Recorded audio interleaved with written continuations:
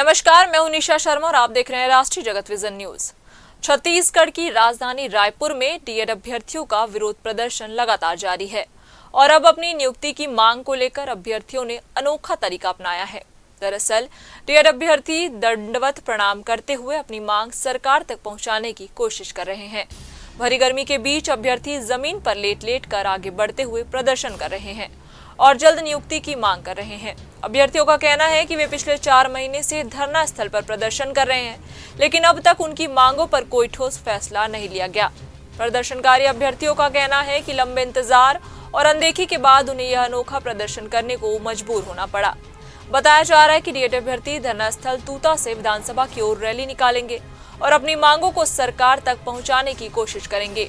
अब देखना होगा कि 4 महीनों से जारी इस आंदोलन और अनोखे प्रदर्शन के बाद सरकार इन अभ्यर्थियों की मांगों पर क्या फैसला लेती है। फिलहाल इस खबर में बस इतना ही। देश प्रदेश की खबरों से अपडेट रहने के लिए हमारे चैनल को सब्सक्राइब करें और नई खबरों के नोटिफिकेशन के लिए बेल आइकन जरूर दबाएं। नमस्कार।